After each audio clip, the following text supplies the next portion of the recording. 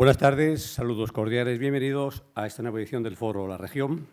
En nombre de la región les agradecemos que nos acompañen hoy en esta nueva velada, en esta nueva cita, con la actualidad y con estos temas que cada semana traemos a esta palestra, hoy el Centro Cultural.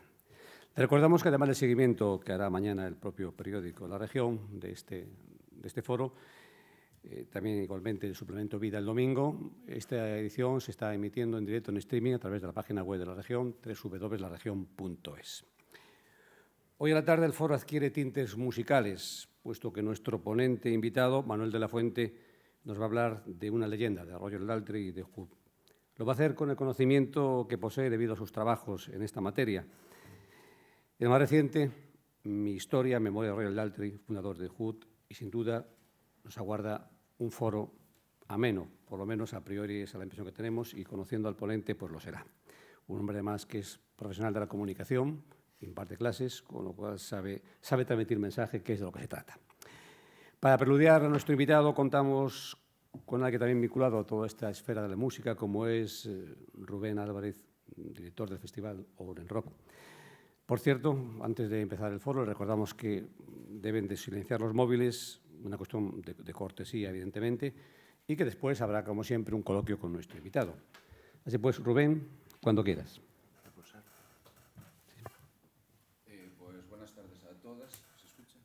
Si no, por favor, a dar al botón. Ahora sí. Buenas tardes. Pues bueno, es un placer para mí estar aquí para presentar a Manuel de la Fuente. Como bien dijo, es un profesor de comunicación y audiovisual en la Universidad de Valencia.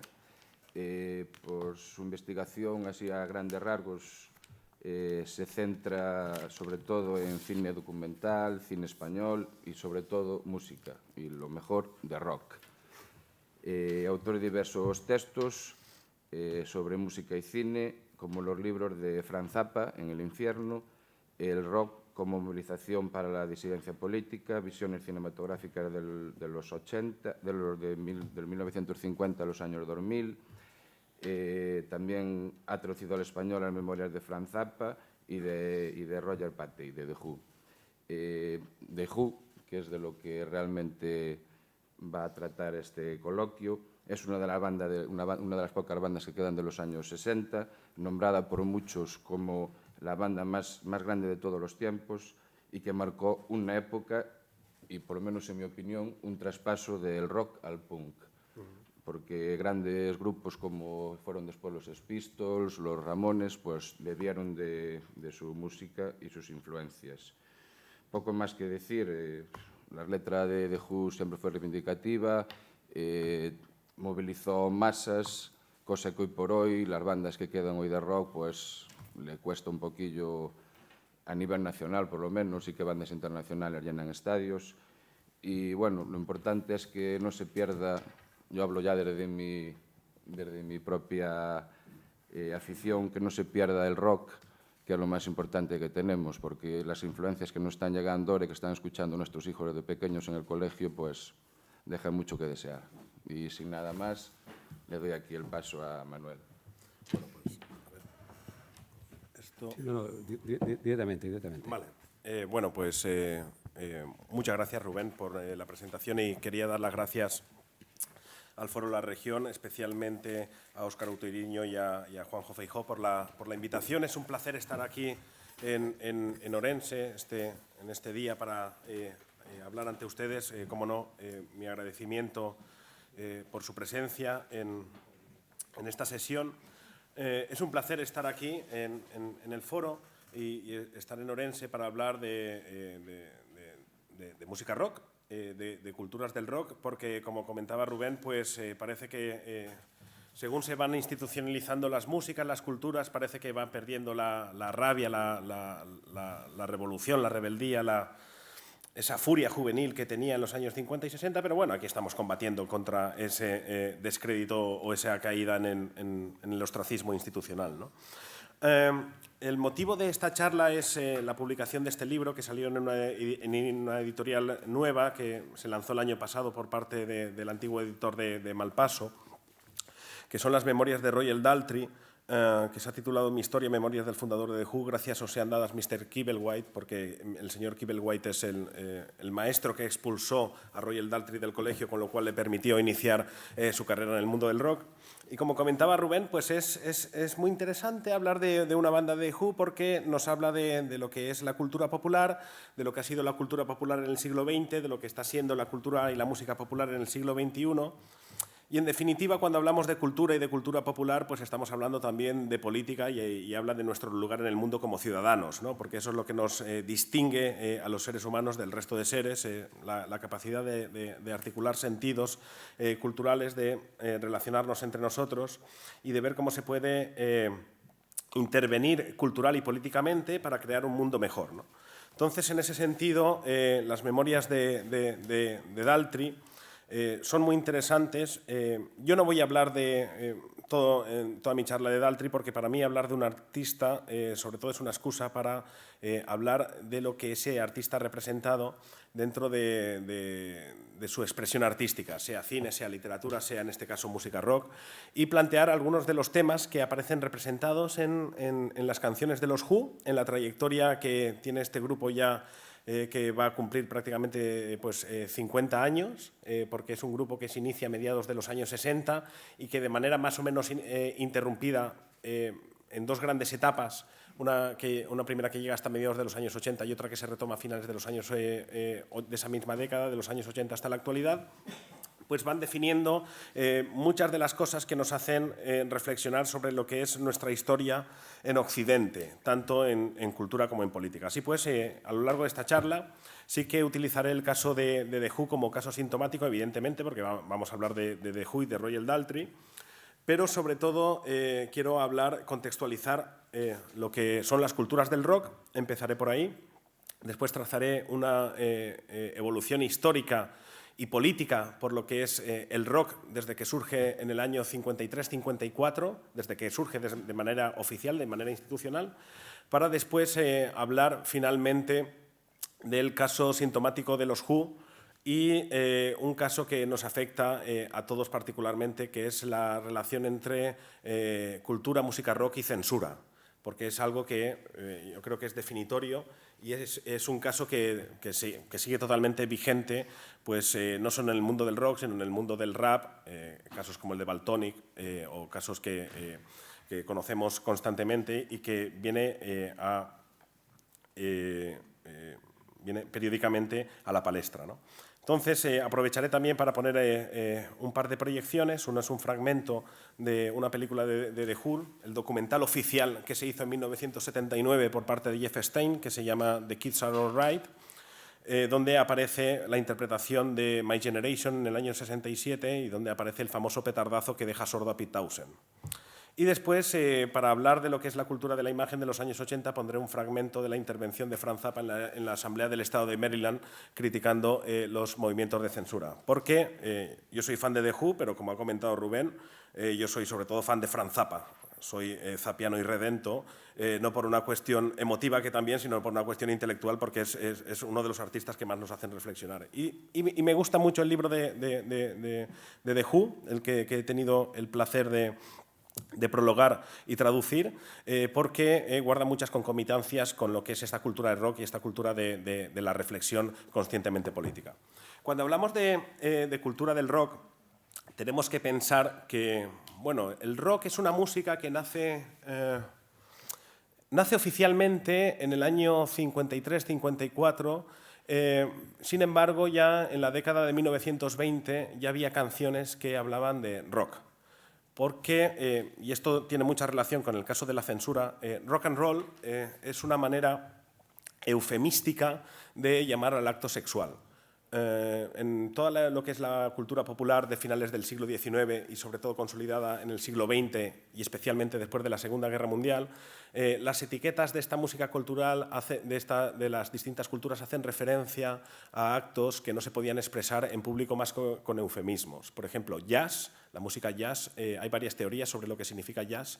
Una de las teorías dice que el jazz es el tipo de perfume que utilizaban las prostitutas de Nueva Orleans. Y de ahí viene la etiqueta de la música. En el caso del rock and roll, rock es el movimiento rocking chair, una mecedora, es la mesa que se mueve así, y roll es hacer con este movimiento circular, ¿no? Con lo cual, la misma etiqueta de rock and roll ya esconde un componente netamente sexual con el que los músicos se comunicaban entre sí para expresar una serie de acciones que no podían ser expresadas de una manera más explícita, ¿no? De tal manera que cuando los músicos cantan de Let's Rock all day long, vamos a rockear toda la noche, vamos a hacer rock, en realidad están hablando del acto sexual, ¿no? Entonces, en esta explicitación se lleva a primer término, pese a que la etiqueta rock se venía utilizando en los ambientes de la música negra desde los años 1920, es a partir de 1953-54 cuando empieza a institucionalizarse la música rock como música mayoritaria. ¿Y esto es por qué? Porque la música rock se hace blanca. Es decir, ya sabemos, hoy veía unas noticias sobre quiénes eran los inventores del teléfono. Cuando se habla de una tecnología, de una nueva música, siempre hay distintas teorías al respecto. No nace tal día el rock, no nace tal día el cine, hay distintas teorías al respecto, pero el rock sí que se institucionaliza como discurso a partir de 1953-1954, cuando los blancos de Estados Unidos empiezan a utilizar las canciones que vienen desde décadas atrás, utilizando los negros, especialmente el rhythm and blues, y entonces lo llevan a su terreno y empiezan a popularizarlo. Y el acto fundacional que se considera de nacimiento de la música rock es en 1953-54, porque depende de la emisión, cuando Bill Haley and His Comets cantan la canción que es Rock Around the Clock, que durante muchos años en España se tradujo como rock alrededor del reloj, cuando en realidad significa rock las 24 horas, que es una música, una canción que habla de practicar el acto del rock, es decir, de la música, del baile y, en último término, implícito el acto sexual, pero evidentemente eso es algo que canta un blanco bien parecido, como es Bill Haley, que si tenéis la imagen de él es un blanco con un tirabuzón, con el pelo rubio, que está transmitiendo la música que los sucios negros, como los llamaban así la prensa en ese momento, venían desde décadas atrás haciendo, pero él le da una carta de naturaleza para el público más bien pensante. Eso, evidentemente, a partir de que se emite en televisión, en la televisión norteamericana, la canción de Bill Haley, surgen otros artistas a partir de distintos sellos que, visto el éxito, empiezan a cantar canciones de rock y son artistas que suman esa negritud con el blanco de piel. El epítome sería Elvis Presley, ¿no? El blanco que cantaba como los negros. ¿Por qué surge esto en este momento en Estados Unidos? Es un momento histórico, el de la década de 1950, porque es la primera vez en que surge la figura del joven, del adolescente. Por primera vez en la historia y en la historia de la cultura se produce un hecho inédito, que es que surgen jóvenes. Hasta entonces no existían jóvenes.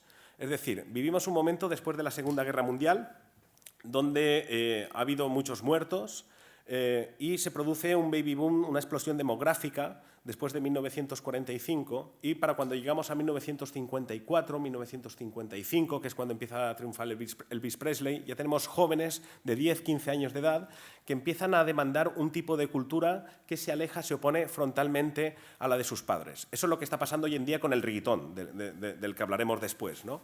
Es decir, por primera vez en la historia, la gente que consume música es gente que se considera joven. Por primera vez en la historia existen jóvenes. Pensemos lo que era pues nuestros abuelos, que antes nunca fueron jóvenes. La gente acababa de estudiar o de ser crío y se ponía a trabajar en el campo, se ponían a trabajar inmediatamente. Nadie era joven. La gente pasaba a la edad adulta inmediatamente. Hoy en día, desde los años 50, existen jóvenes. Es más, la idea de juventud se ha expandido cada vez más. Pensemos lo que era un empresario el empresario tradicional era la persona de traje y corbata. Hoy en día el empresario es alguien que viste joven, el modelo Steve Jobs, que va hacia las presentaciones en zapatillas, sin corbata, etcétera, etcétera. Es decir, paulatinamente, desde los años 50, se ha ido expandiendo y extendiendo el concepto de juventud, porque por primera vez en esos años surgen los jóvenes como elemento de consumo. Gente joven, jóvenes que tienen una cultura del ocio incipiente. Es la primera vez que surge una cultura del ocio porque es la primera vez que existe un progreso económico muy acelerado que dura 30 años, desde los años 50 hasta la crisis del petróleo de principios de los años 70. Y por primera vez surge esa cultura del ocio y gente joven con poder adquisitivo dispuesta a consumir y a demandar un nuevo tipo de cultura. Eso es lo que hace que surja la música rock frente a las músicas que de repente quedan anquilosadas. De repente los grandes crooners o estilo Frank Sinatra quedan totalmente desfasados, no digamos ya los músicos de jazz.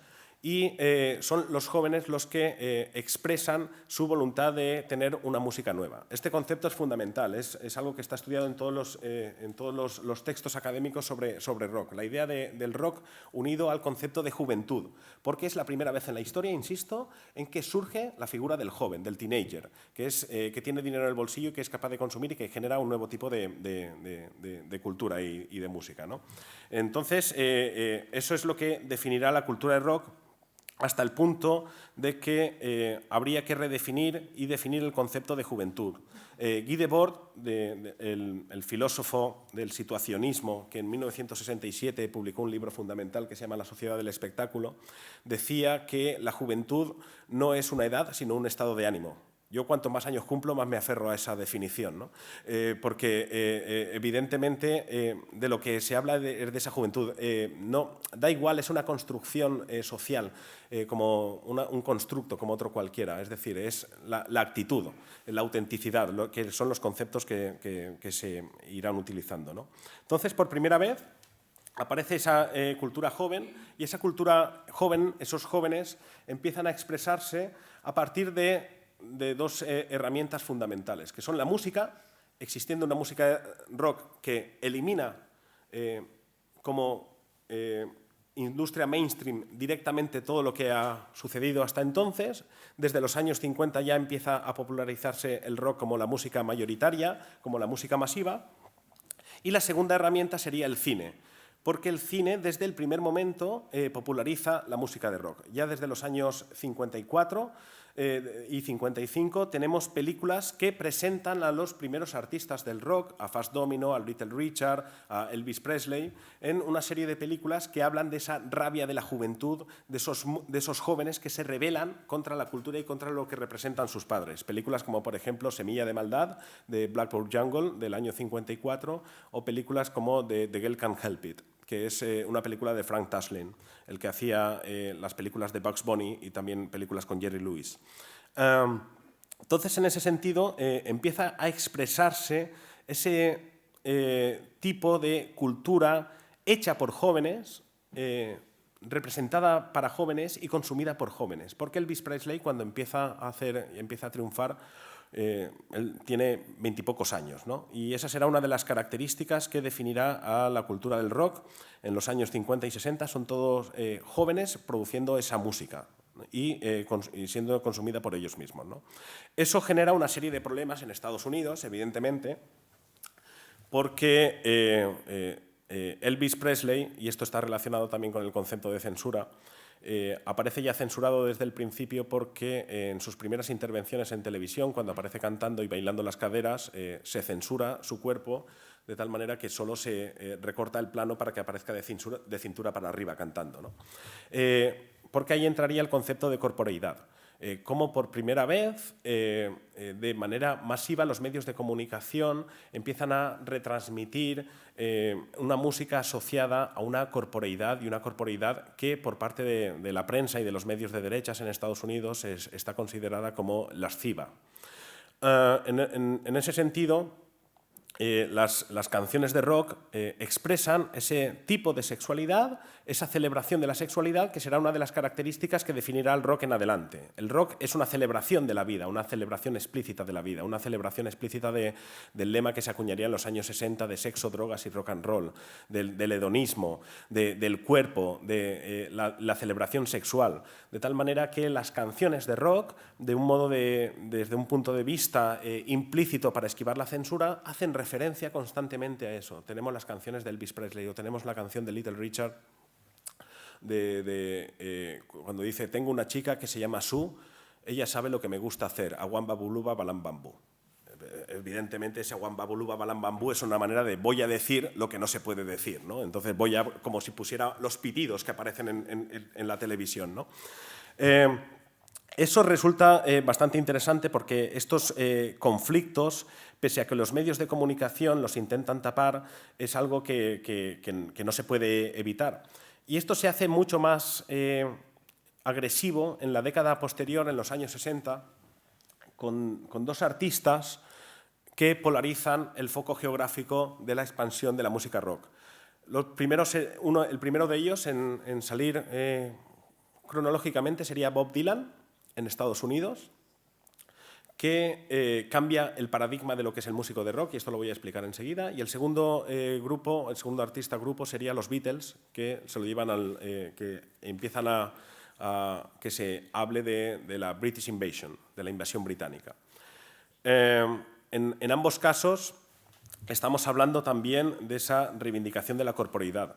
Muchos años después, cuando se haga una historia oficial del rock, a partir de los libros que se publican en los años 70 o los libros que publica Peter Guralnick en los años 80 y 90, o los de Simon Frith o los de Greil Marcus, o los documentales que últimamente está haciendo desde hace 10-15 años el Martin Scorsese, se oculta, por ejemplo, este carácter sexual, pero los Beatles, por ejemplo, eran auténticos iconos sexuales. O sea, habéis visto esa corporeidad las películas de los Beatles, donde van todas las chicas, o sea, que están babeando directamente por ver a John Lennon y a Paul McCartney allí, ¿no?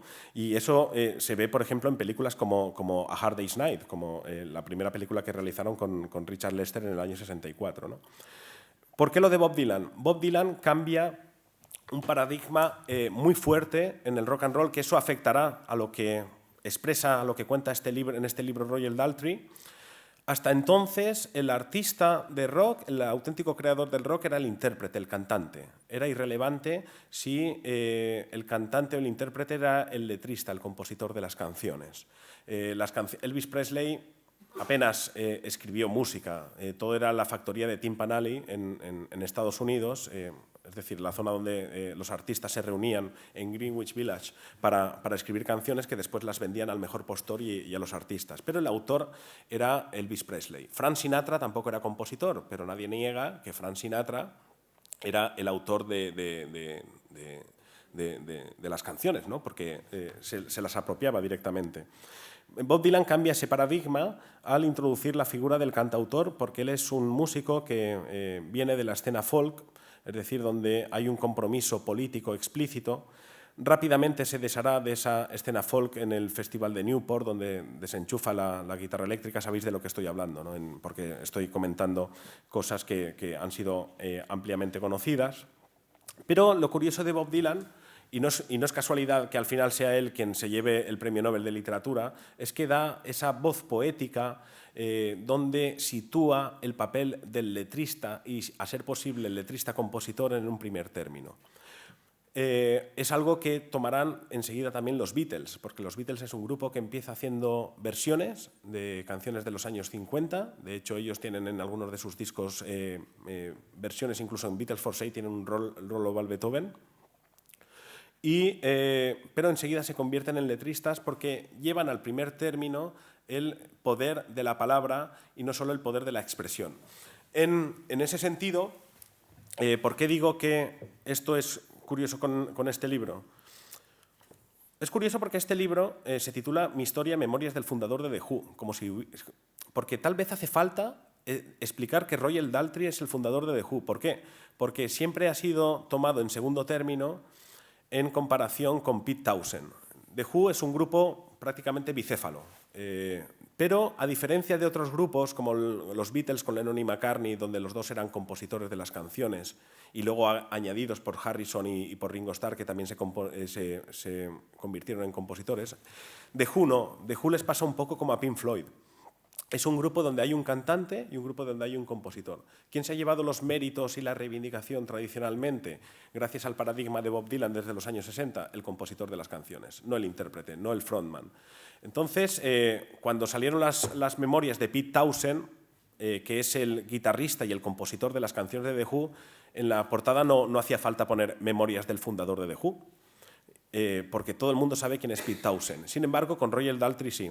Y uno lee las memorias y ve que, en realidad, el creador del grupo, el que ficha a Pete Townshend, el que le hace la primera audición, el que ha mantenido el grupo en activo desde hace más de 40 años, el que elige el orden de las canciones, el que organiza toda la carrera musical, el que selecciona las canciones que le trae Pete Townshend, el que decide darle un arreglo u otro determinado, es Roger Daltrey. De manera que este libro sirve para reivindicarse él a sí mismo, pese a que no había discusión al respecto. En las memorias de Pete Townshend, que salieron publicadas en el año 2015, en varios momentos, y de hecho en una manera, yo aquí lo recojo en la introducción, hay una manera, en un pasaje donde lo dice de manera explícita, que dice que no había discusión posible porque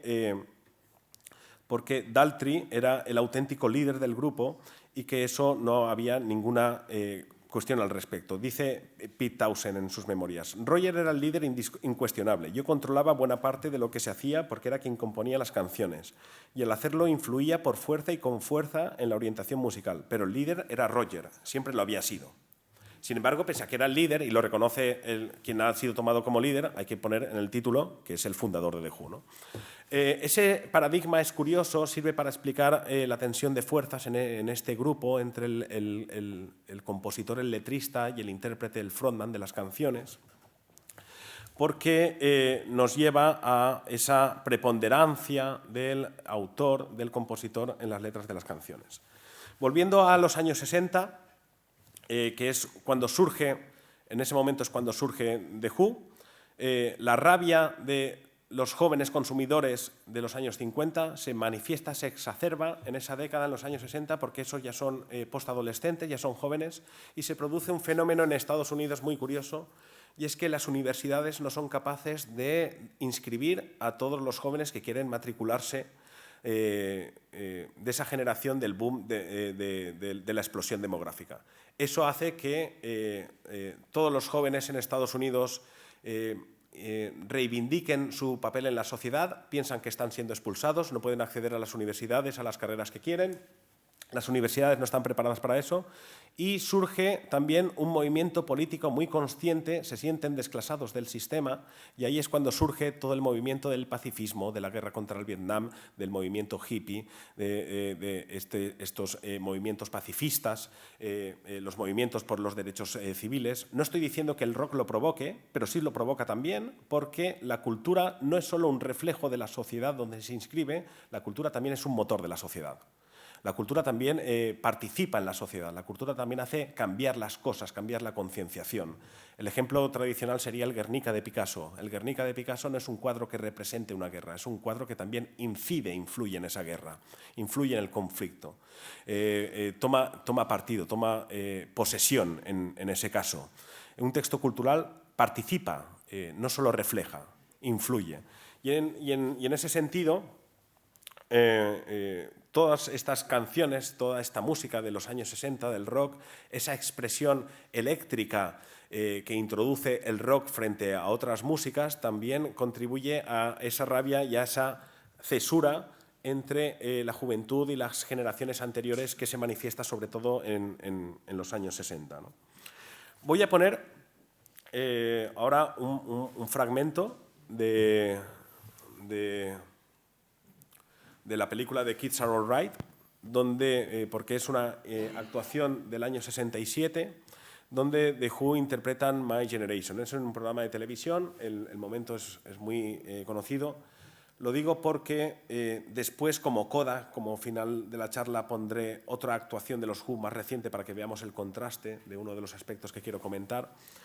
esto es muy curioso porque es una de esas expresiones de la furia. Un elemento que introducen The Who en los años 60 es esa corporeidad, esa expresión de la rabia que les conectaba con la juventud del momento, con la escena mod, que es destrozar los instrumentos después de cada actuación, al final de cada actuación. Y eso es algo que comenta Daltrey en sus memorias. Dice, bueno, es que no ganábamos tanto dinero y nos salía todo por la torta a un pan, cada concierto, porque teníamos que comprar guitarras nuevas, baterías nuevas, equipos nuevos, amplificadores, baffles nuevos, ¿no? Entonces, eso aparece aquí. La historia es muy graciosa porque ellos están interpretando My Generation, que es una canción donde hablan del grupo generacional al que pertenecen, se convierte en un himno. La letra es bastante irónica porque Pete Townshend no es Pete Townshend por casualidad, es un letrista que está por encima de muchos letristas de su generación. Es una letra muy irónica, se burla de ese concepto generacional, lo hace de una manera muy implícita, pero ahí está. Roger Daltrey también lo acentúa porque introduce el scat, una especie de el tartamudeo, como diciendo, sí, yo soy el joven, pero no sé ni siquiera expresarme con fluidez. Está hecho de manera muy implícita, pero está. Y al final de esa actuación aparece un hecho que es muy relevante, que es Keith Moon, que sabéis que es el batería de los Who, protagonista de la primera película de Frank Zappa, 200 moteles, por cierto, que sabéis que estaba como una regadera, ¿no? que era un batería perfecto, maravilloso, pero representaba también esa locura de la juventud rockera, ¿no? De hecho, en el libro se cuentan anécdotas muy jugosas de Keith Moon, ¿no? Porque es una especie de icono. Cuenta en el libro Roger Daltrey algo que ya se sabía, que Keith Moon era especialista, tenía querencia a destrozar las habitaciones de los hoteles por donde pasaba. Entonces, al final, cuando iban a un hotel de gira, el hotel los alojaba en la habitación que tenía más vieja para remodelar, porque así destrozaba la habitación, cobraban el seguro y entonces aprovechaban para rehabilitarla, ¿no? Entonces, al final, bueno, antes de preparar, cuando están preparando los ensayos, Keith Moon se emborracha con el técnico de la emisora de la cadena de televisión, consigue emborracharlo con whisky, esto lo cuenta en el libro, para poner petardos en la batería. Entonces, para aumentar... No, se emborracha con el técnico de seguridad de la cadena de televisión para poder aumentar, porque habían llegado a un acuerdo de poner una serie de petardos y que acabase todo con una explosión mientras Pete Townshend está destrozando los instrumentos, entonces lo soborna con borracheras para poder poner más carga explosiva. Eso hace que pegue un petardazo, que Pete Townshend se quede como medio atontado. A partir de ahí se quedó un poco sordo Pete Townshend de un oído. En sus memorias cuenta que tiene desde entonces un zumbido, o sea que maldita la gracia que le hizo. Pero lo curioso, y eso no se ha comentado, es la reacción de Pete Townshend. Él se queda aturdido, pero coge el instrumento, la guitarra y sigue destrozándola, ¿no? Es decir, como aquí estamos para esto, ¿no? Pete Townshend dice que estuvo 20 minutos aturdido. Él aparece, está tocándose el pelo porque se le ha quemado un poco, se le ha afectado el oído, y sí, aturdido, pero le coge la guitarra al otro y a destrozarla, ¿no? Ese es yo creo que es una expresión muy sintomática de lo que estoy comentando, de lo que representa como novedad el discurso de las culturas del rock, ¿no? Eso surge en una época en que los Who se acogen a los mods, a la tribu urbana de los mods, es decir, una serie de unos grupos muy determinados que existían en Inglaterra en los años 60, pero en este libro dice que ellos en realidad nunca fueron mods, sino que fue una estrategia publicitaria para poder hacerse un nicho de mercado en un momento en que todos los grupos hacían eso, ¿no? ¿Qué son los mods? Aquí en el libro, en una nota al pie, lo comento con una cita del periodista Nick Cohn, que dice: los mods aparecieron a principios de los 60 y alcanzaron su punto culminante en 1964. Los mods eran pequeñas y extrañas criaturas muy pulcras y delicadas que montaban en moto, mascaban chicle y tragaban cientos de píldoras. La ropa les preocupaba más que ninguna otra cosa y todo el dinero que conseguían lo gastaban en ponerse guapos. El mundo mod era estrictamente masculino. Se les veía pasear por las calles en grandes tribus, sin dirección fija y con las olvidadas chicas a remolque detrás de ellos.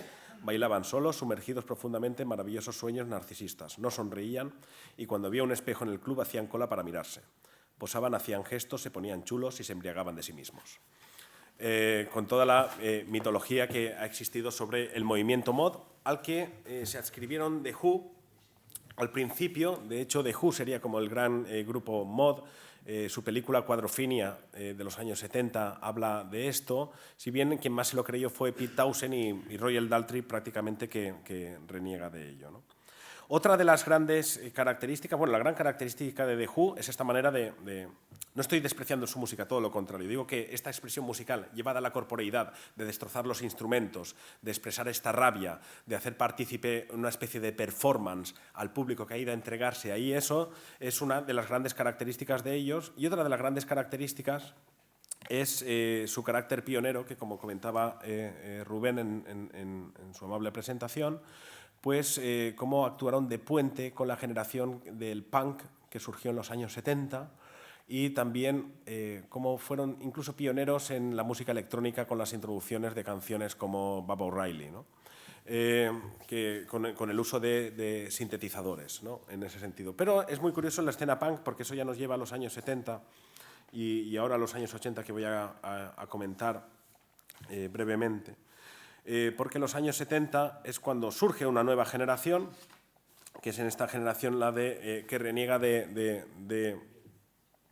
rock, porque tras el crecimiento económico sostenible que se mantiene durante los gloriosos 30 años, desde los años 40, desde el final de la Segunda Guerra Mundial hasta la crisis del petróleo del 73, llega a su fin con esta crisis y con el aumento de las tasas de paro, sobre todo en Gran Bretaña, y el nacimiento de una nueva música que expresa esa negación del futuro del sistema a partir de un grupo que son los Sex Pistols, que sacan solo un disco en su carrera, una carrera que solo dura un año, pero que es suficiente para poner patas arriba la industria y el discurso musical, ¿no?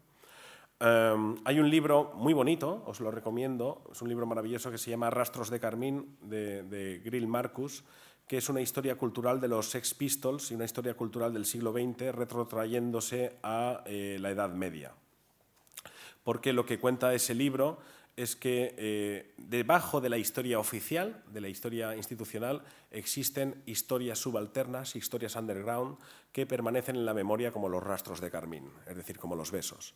Y como todos los ciertos movimientos contraculturales underground fuera del sistema mayoritario, aunque estos términos no se pueden utilizar entonces, pero para entendernos evidentemente que se retrotraen a la Edad Media, van comunicándose entre sí a lo largo de generaciones para eclosionar en la música de los Sex Pistols y en el canto y en la composición rabiosa de Johnny Rotten.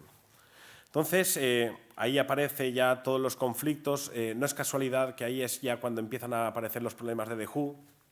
Esta película es del año 79.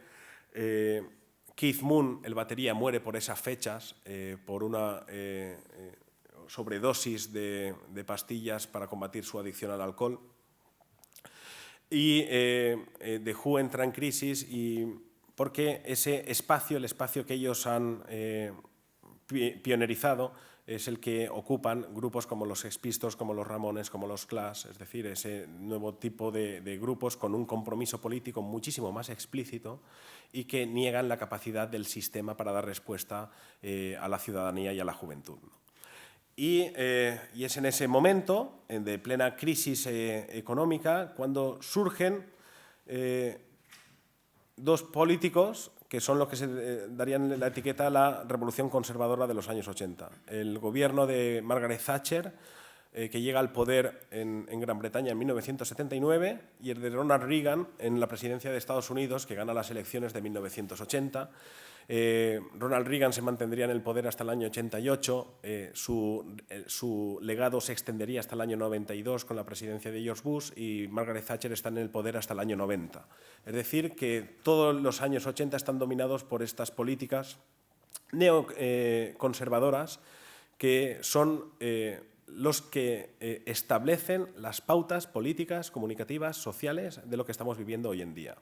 Todo lo que son las políticas de derechas en cuanto a comunicación, recortes de derechos sociales, concentración mediática de medios de comunicación, lo instaura sobre todo Ronald Reagan en Estados Unidos, y es el momento en el que este grupo de Who desaparece del mapa porque están en otras cosas o piensan que ha pasado su tiempo, no son capaces de encontrar una respuesta, ¿no? Ronald Reagan introduce muchísimas cosas en la historia de Estados Unidos. Introduce, por ejemplo, lo primero que hace es una ley para eliminar los porcentajes que coarten la concentración de medios de comunicación en una misma mano. Elimina también la obligatoriedad de que los medios de comunicación tengan que responder al interés público, al interés general. Sabéis que normalmente cuando a alguien se le da una licencia de televisión tiene que tener una serie de contenidos que respeten las minorías, el interés público, etc. Eso lo elimina Reagan. Introduce también unas pautas profesionales en la comunicación presidencial. Lo que hacía Ronald Reagan es que todos los días su equipo de comunicación es el primero en profesionalizar los gabinetes de prensa en la comunicación política. Su equipo mandaban una noticia a las televisiones con Ronald Reagan haciendo cosas, ¿de acuerdo? Como Rajoy.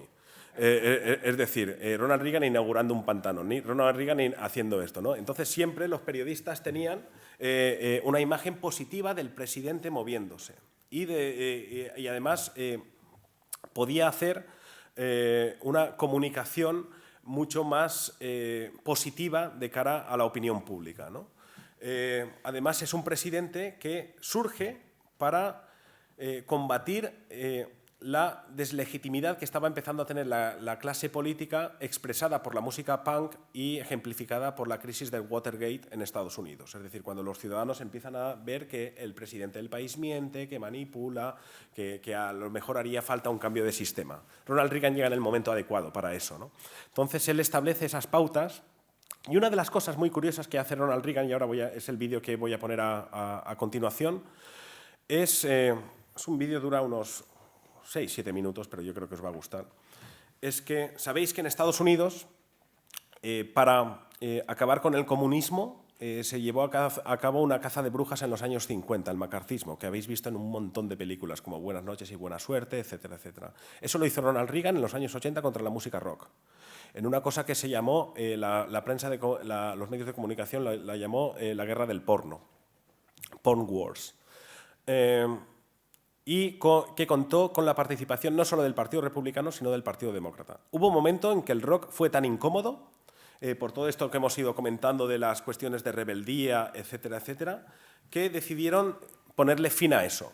Con lo cual, el relato oficial cuenta que la mujer del ex senador Albert Gore, el que sería candidato a la presidencia de Estados Unidos, Tipper Gore, un día oyó como su hija de 9 años escuchaba una canción de Prince, Darling Nikki, que hacía referencia a la masturbación. Entonces dijo, esto no puede ser. Y entonces formó un lobby, el Parents Music Research Center, el Centro de Recursos Musicales para Padres, formado por esposas de senadores, diputados y miembros de la industria discográfica, para intentar censurar los discos de rock y poner etiquetas de conveniencia, igual que los ratings en las películas. Había que censurar las canciones de rock que tratasen 4 temas. El sexo explícito, las drogas, sexo explícito, drogas, el ocultismo, es decir, las referencias al diablo y a todo eso, y evidentemente también temas políticos y la violencia, ¿no? Todo relacionado con la política. Es decir, todos esos 4 ítems, violencia, drogas, ocultismo y sexo, las canciones que hablasen de eso deberían ser exterminadas de los medios de comunicación. Entonces, a partir de ahí, promovido por el reaganismo, empiezan a circular listas negras de canciones que no pueden ser emitidas en las emisoras de radio. Canciones como Like a Virgin, de Madonna, o canciones de grupos como Led Zeppelin, por sus conexiones satánicas, o canciones de grupos como Queen, porque Freddie Mercury era gay. Esto, evidentemente, no significa que dejasen de sonar, sino que en muchas cadenas de radio empezó a crearse este clima de persecución ideológica contra la música rock y empezó a generarse todo un debate constante en los medios de comunicación. Estamos en la cultura de los años 80 de la imagen. Con la presidencia de Ronald Reagan ha llegado también la MTV, ha llegado la cultura del videoclip. es la década donde, por un lado, tenemos mayor progreso tecnológico, pero por otro lado, los grupos son incapaces de cantar en directo en televisión por incapacidad tecnológica. Y entonces es cuando se populariza el playback. ¿Por qué se populariza el playback? Para controlar lo que dicen los artistas, para que no digan palabrotas, porque los Sex Pistols habían escandalizado a todo el mundo diciendo palabrotas e inconveniencias en programas de televisión, para que los artistas dejen de ser, como han sido en el mundo del rock, gente capaz de maldecir al sistema en los conciertos ante miles de personas y que los jóvenes después voten cosas inconvenientes. Entonces, en este sentido, se llevan a cabo diversas acciones legislativas y la primera es una sesión extraordinaria en el Senado estadounidense en 1985 para censurar la música rock y sacar etiquetas. Como resultado de esta sesión en el Senado es cuando se imprimió la etiqueta esa de Parental Advisory Explicit Lyrics, que es lo que tenemos en la actualidad y que muchos grupos de rap especialmente utilizan para reivindicarse a sí mismos de nosotros somos buenos porque decimos lo que está prohibido, ¿no? Voy a poner un fragmento porque esto después me llevará a una reflexión para cerrar sobre lo que es la música en el siglo XXI, con un último vídeo sobre The Who, para que veamos de lo que estamos hablando, de cómo estos grandes grupos rebeldes se han convertido en los grandes músicos institucionales en los últimos años. Voy a poner un fragmento de lo que sucedió en aquella época, porque creo que es poco conocido, que es la intervención de Frank Zappa en la Asamblea del Estado de Maryland en 1986. Lo que decían en el Senado en 1985 es que no había que exponer a los niños a mensajes sexuales o violentos porque los niños estarían expuestos y cometerían actos sexuales o violentos. Es lo mismo que seguro que habéis visto en la película Bowling for Columbine, cuando responsabilizan a Marilyn Manson por la matanza en un instituto en Estados Unidos, ¿no? A esa sesión en el Senado participaron 3 músicos para decir que eso era un caso flagrante de censura, que fueron Frank Zappa, John Denver y Dee Snider, el cantante de Twisted Sister. La moción fue tumbada en el Senado, no se llegó a hacer un rating, pero después sí que hubo, a lo largo de los años, distintos intentos de censura. Y voy a poner otra sesión en el Senado, en el año 86, donde Frank Zappa comparece para intentar tumbar una legislación que se intenta aprobar en la Asamblea del Estado de Maryland, que es un debate político que es interesante. Bueno, no cabe duda que después de esta intervención de Manuel de la Fuente, ahora surge el momento de las preguntas, siempre es importante. Lo que sí le agradecemos, por favor, que cuando hagan preguntas, que levante la mano, porque al estar en streaming, aquí estamos hablando de comunicación, es importante que se ponga el micrófono delante de la boca, porque si no, no se lo oirá a través de esa comunicación. Se lo oyen aquí, pero no más allá de aquí. Una primera pregunta entre el público, mientras están pensando. Sí, por favor, ahí es Charlie. Acércale, David. Gracias. Sí, adelante. Bueno, primero disculpas por lo del móvil, porque es la primera vez que lo saco y mira lo que me hizo, o sea que volveré otra vez a tirarlo a la basura. Pero, y bueno, pido disculpas. Después la conferencia muy interesante y tal, pero me parece que yo creo que había que valorar más las canciones que no los efectos especiales. Eso de entrada, los vídeos que has puesto, prácticamente aparte de lo de Frank Zappa, pues que si una bomba en la batería, un petardo, que si ahora que fue un concierto de la Super Bowl, que es tipo americano, que no.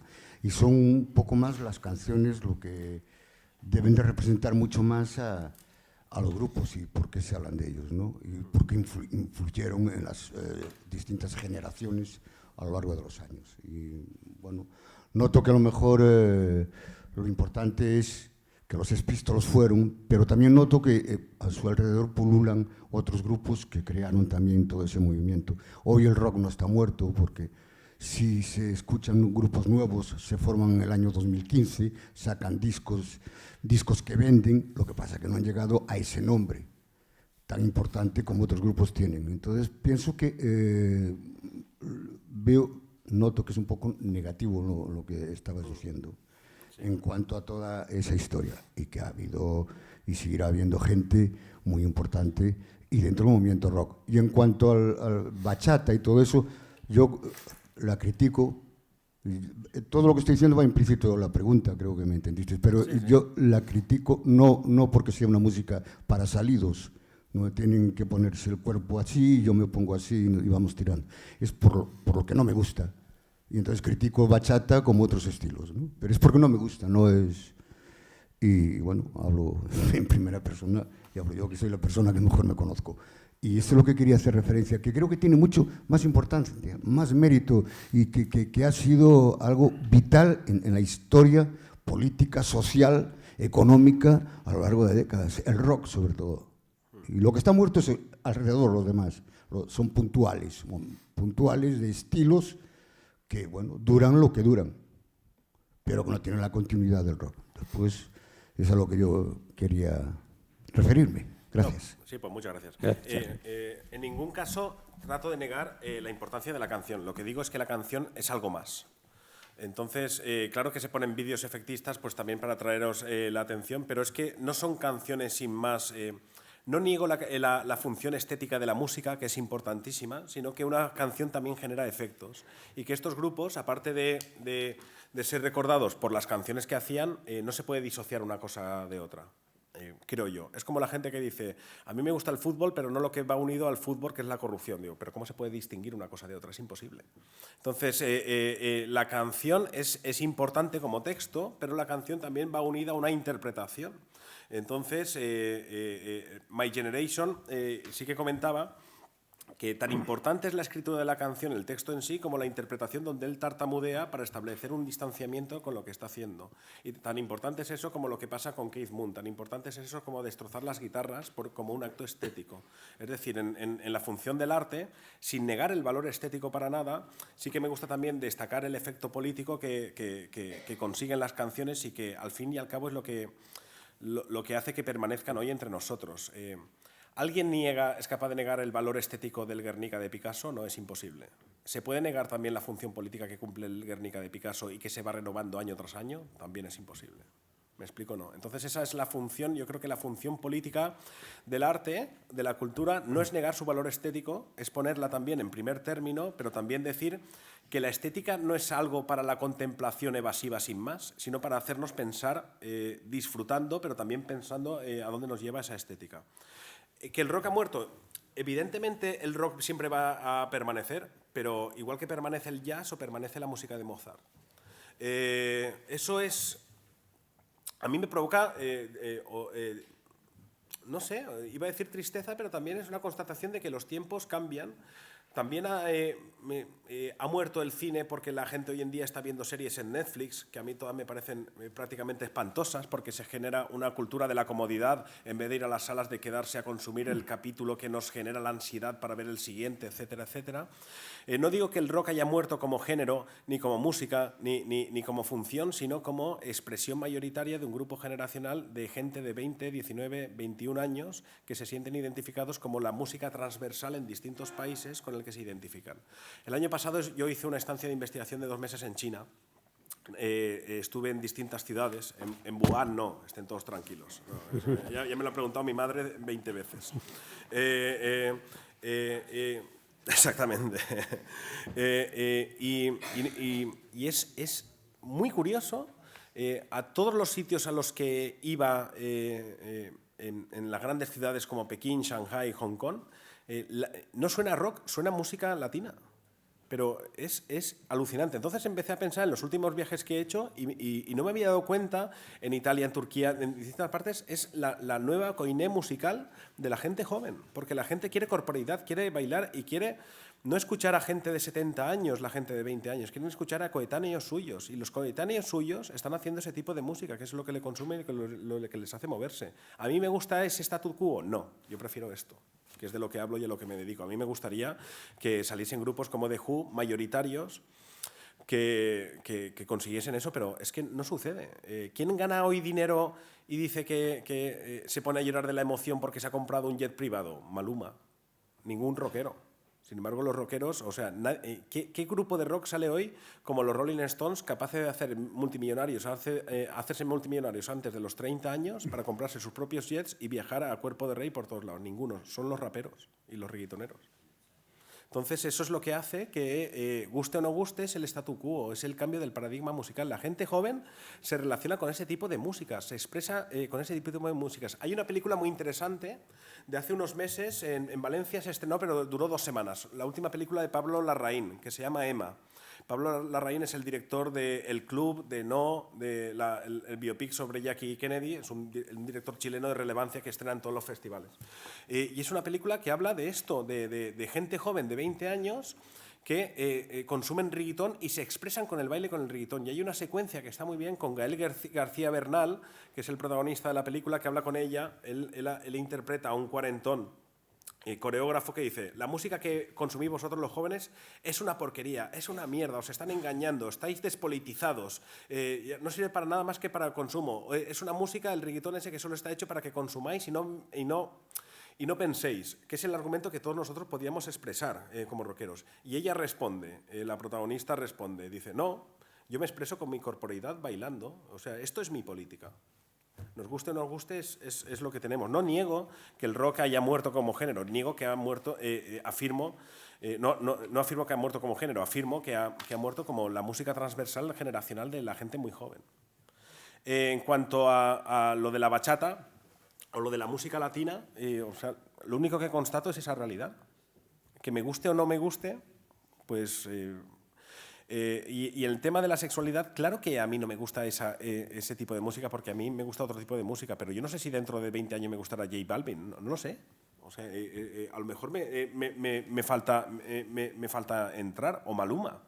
Lo único que digo es que muchos argumentos extramusicales que se ponen para criticar ese tipo de música en la actualidad son los mismos argumentos que ponían los mayores adultos en los años 50 en contra del rock, que son letras guarras que exacerban la sexualidad de gente joven que no tiene ni idea, porque la música que molaba era el jazz y el swing, no el rock.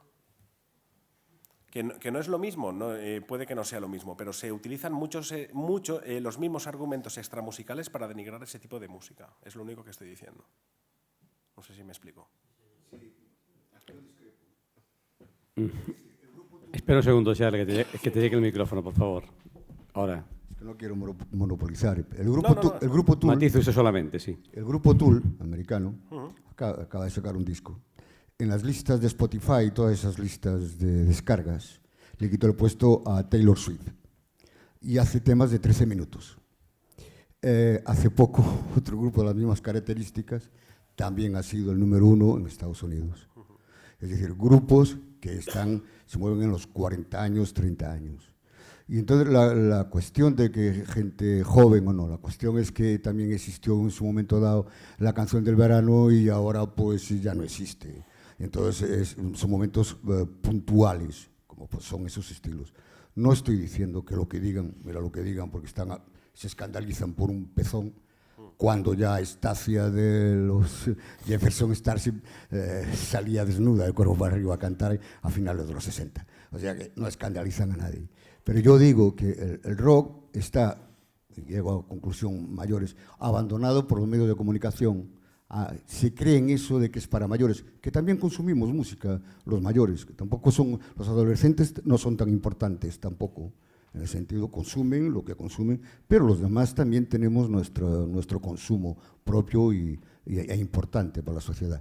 Y entonces, o sea, digo que el rock había que tenerle mucho más respeto, y digo rock por decir una cantidad de estilos incluidos dentro del rock, ¿no? Porque al fin y al cabo todo viene del blues, del 4x4, o sea, por muy locos que se pongan todos, viene todo de la madre del cordero, que es eso. Pero dicho esto, creo que al rock se le debía respetar más. Creo, dentro de conferencias, o creo que dentro de noticias, porque no hay que olvidar que los que llenan estadios no es Maluma, es AC/DC, Bruce Springsteen, U2, Rolling, a lo largo de la gira mundial. Pero no podemos obviarlo tampoco. Sí, pero vamos a ver, pero que yo respeto mucho la música de Beethoven, pero es que los jóvenes no están escuchando a Beethoven. Claro, es que eso es lo que estoy diciendo, que claro que lo respeto. Beethoven sí. vende. Entre la música los clásica, sí, y gente joven. Oye, hay gente para todo. Lo que pasa es que le dan mucha más preponderancia y mucha más importancia los medios de comunicación porque les viene muy bien. Es decir, Vamos a hablar del reggaetón, porque el reggaetón, al fin y al cabo, no hay que saber mucho, no hay tal, los que deben de informar, los medios de comunicación, deben informar. Entonces, hablemos de eso. Y vamos metiendo una bolita tras otra y a ver si cuela.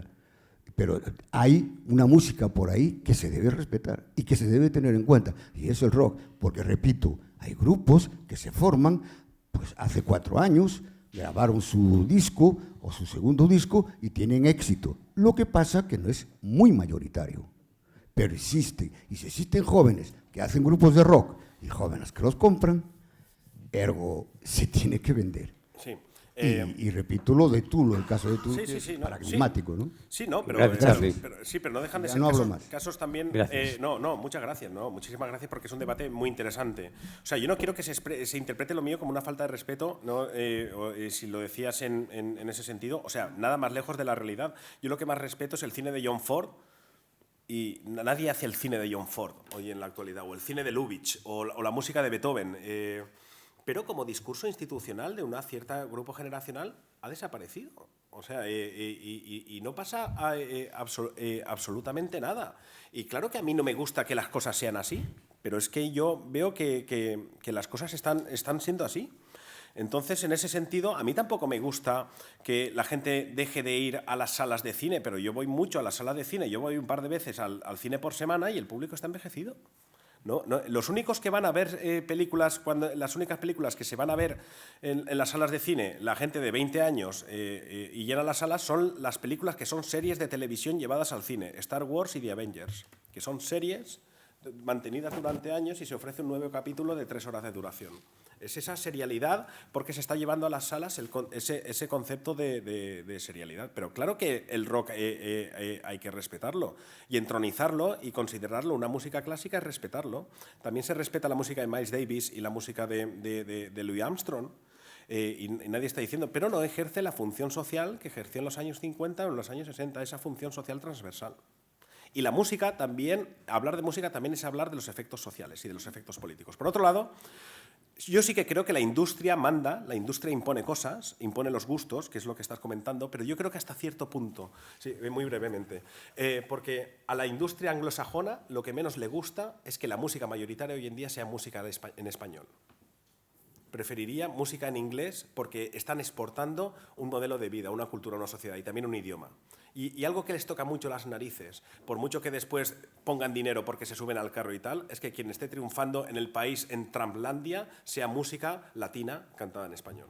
No lo digo para justificar eso, la música latina, pero que es algo, si de ellos dependiera, se seguiría haciendo masivamente música en inglés y toda la música latina desaparecería. Aparte de Charlie, ¿alguna pregunta entre el público?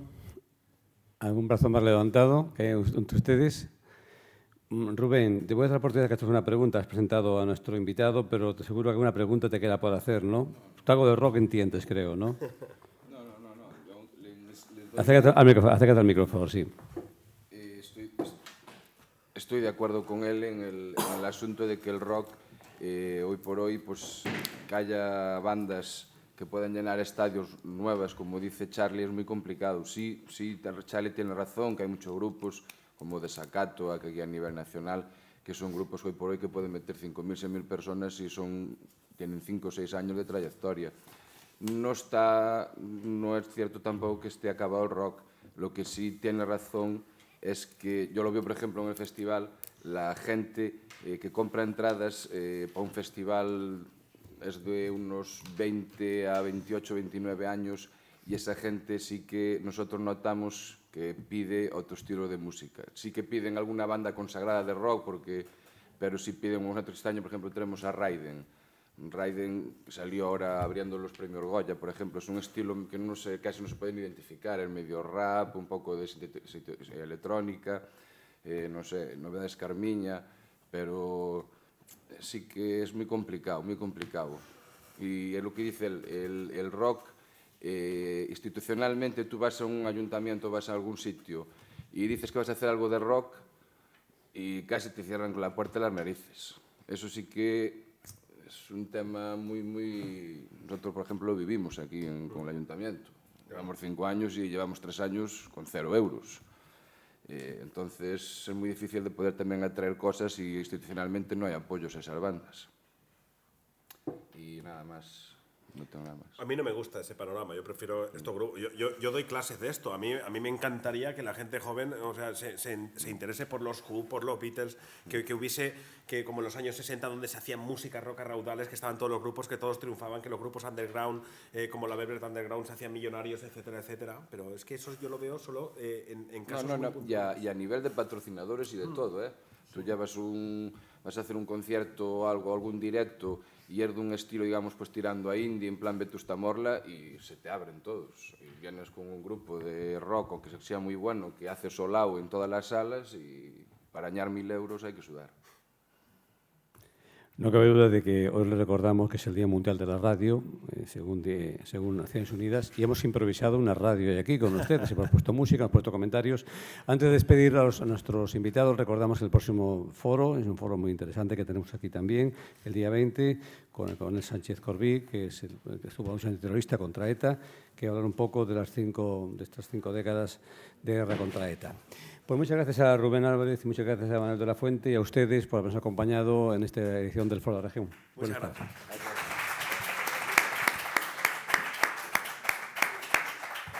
Y por supuesto, el autor firma libros.